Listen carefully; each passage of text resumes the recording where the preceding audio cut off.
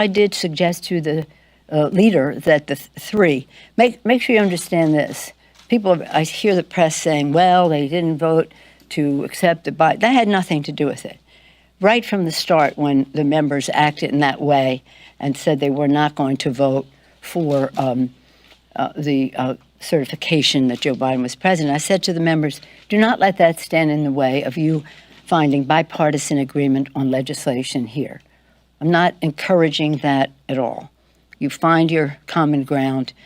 We strive for bipartisanship. So how they voted on that bill is not relevant to how we are legislating. On the other hand, the two people that I excluded, so of the three that I appointed, one of them voted against the ratification, and the other two voted for it.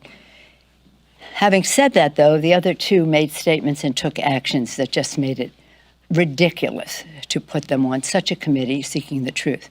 At the same time, we have a committee to address economic disparities in our country, and the leader gave me 6 names for that committee. 5 of them voted against making the election of Joe Biden official, but I approved all 6 of them, even though only 1 of them voted in that regard. So it has not been a factor, even though the press, somehow or other, you all think that it might be. It has not been a factor. The chairman of that committee, Jim Himes, is already staffed up and ready for a hearing next week, as is Mr. Thompson for a hearing next week. But the leader may want to rescind those names. I'm ready to have them be accepted on the floor of the House. So we'll see.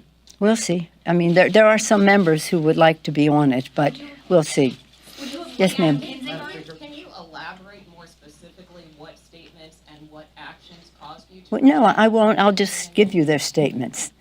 You'll give you their statements. I think one of them was sort of of Mr. Banks was that the Biden administration was responsible for January 6th. There was no Biden administration on January 6th. But let's not go into that. Are you up to date on their statements? I'd like you to see them because they completely just make it impossible for them to exercise judgment. Again, this is about seeking the truth. And it's about as I said in my comment, with respect for the integrity of the investigation, with concern that the American people want to know the truth, and in light of statements and actions taken by them, I